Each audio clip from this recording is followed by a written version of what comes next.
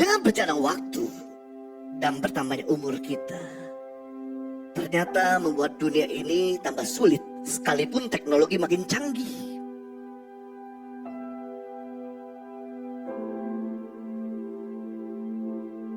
Kehidupan manusia penuh dengan keterbatasan, rapuh dan rentan. Tapi puji syukur, mereka yang mengandalkan Tuhan selalu mendapatkan kekuatan yang baru, dan mereka selalu melewati keterbatasan mereka. Paulus mengatakan dalam 2 Korintus pasal 4 ayat 7, tetapi harta ini yang kami punya dalam bejana tanah liat, supaya nyata bahwa kekuatan yang melimpah-limpah itu berasal dari Allah dan bukan dari kami. Wow, Paulus mengatakan rupanya harta terpendam, kehilangan segala-galanya. Ada 3 bukti kekuatan Tuhan yang dia tunjukkan dalam kita. Yang pertama, kekuatan Tuhan terbukti mengubah kegagalan menjadi kemenangan. Dia mampu mengubah situasi buruk menjadi kemenangan. Yeremia pasal 18 ayat 4, ketika Yeremia diajak sama Tuhan untuk pergi ke sebuah rumah tukang periuk, untuk melihat apa yang dilakukan sama tukang pejunan ketika sedang membuat tanah liat. Tuhan berkata kepada Yeremia, apabila bejana yang sedang dibuatnya dari tanah liat di tangannya itu rusak, maka tukang periuk itu akan mengerjakannya kembali menjadi bejana lain yang menurut apa yang baik pada pemandangannya.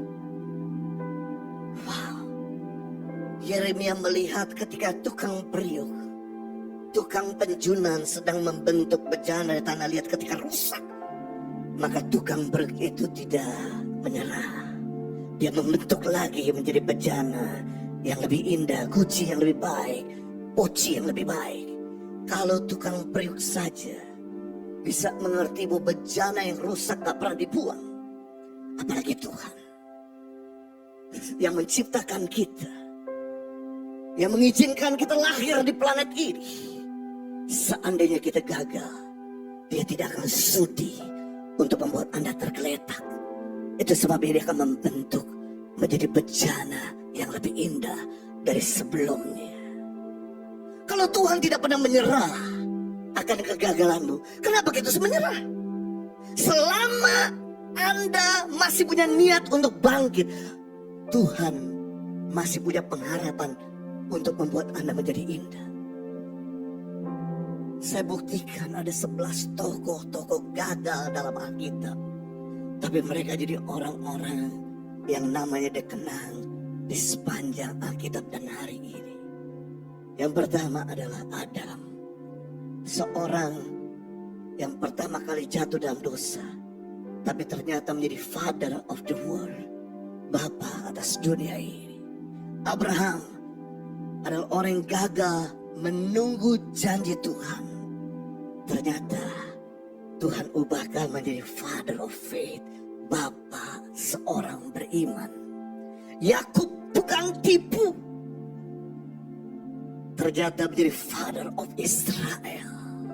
Kata Israel sampai hari ini dikenal itu berasal dari Yakub. Yusuf tukang pamer, tapi menjadi prince of Egypt. Musa pembunuh, tidak fasih bicara, tapi menjadi first leader of Israel. Gideon pengecut penakut, tapi menjadi pahlawan gagah perkasa. Simpson bermain-main dalam dosa, tapi menjadi penakluk bangsa Filistin. Daud pezina, pembunuh, tapi menjadi orang yang berkenan di hati Tuhan. Petrus menyangkal 3 kali mengutuk dirinya sendiri, tapi ternyata dia menjadi seorang rasul besar, pengkhotbah luar biasa. Yohanes murid Yesus, seorang preman, tapi jadi rasul yang penuh kasih, sampai Yesus mempercayakan ibunya untuk dirawat oleh Yohanes. Saulus pembunuh menjadi rasul penulis separuh daripada kitab Perjanjian Baru.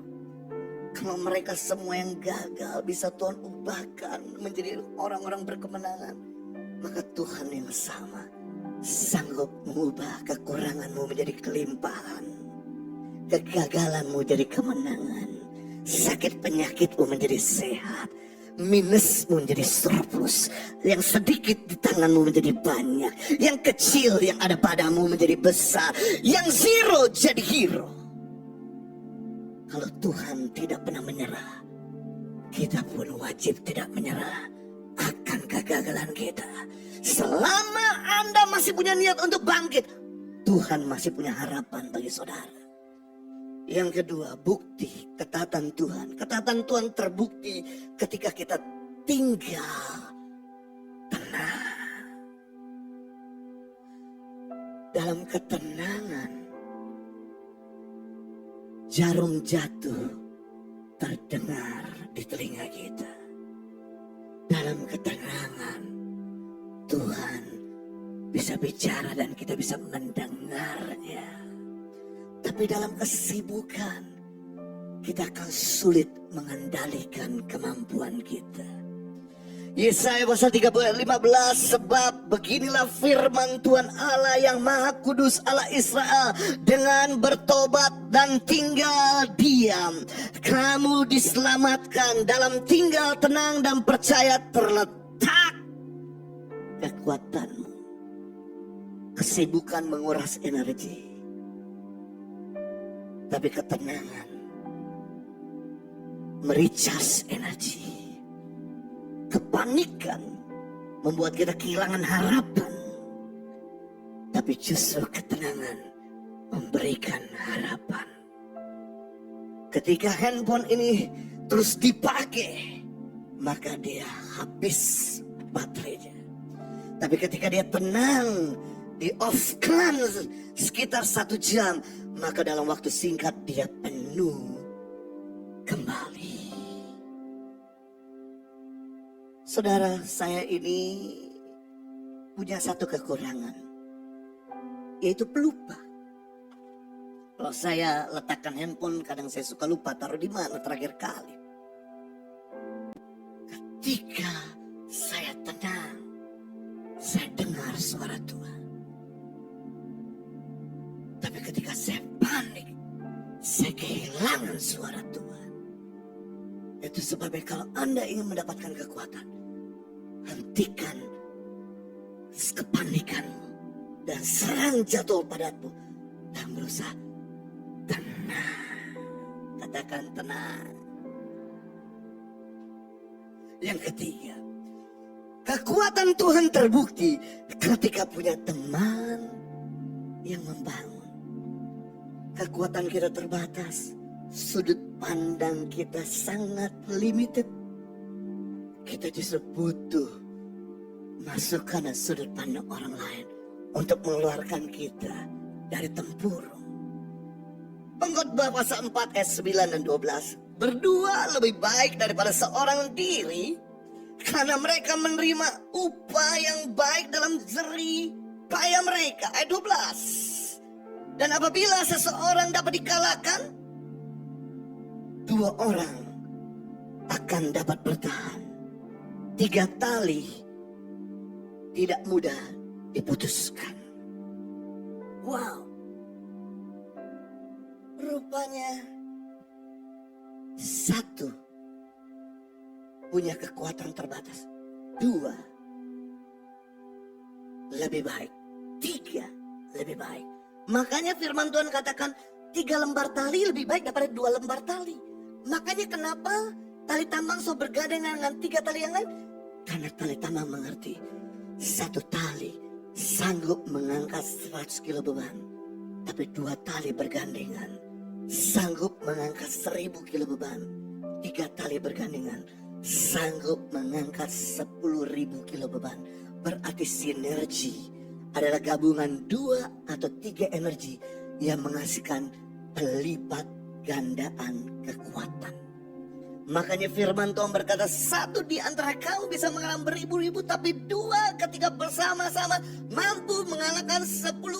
Berarti kebersamaan melahirkan 10 kali lipat kekuatan ganda. Ketika Gideon diserang sama 135.000 tentara Media Persia, sedangkan Gideon cuma punya 300 tentara, berarti Gideon harus menghitung satu tentaraku harus mampu mengalahkan 450 tentara Median. Waktu mereka bersatu dan bersatu sama Tuhan, mereka mengalahkan tentara Media Persia.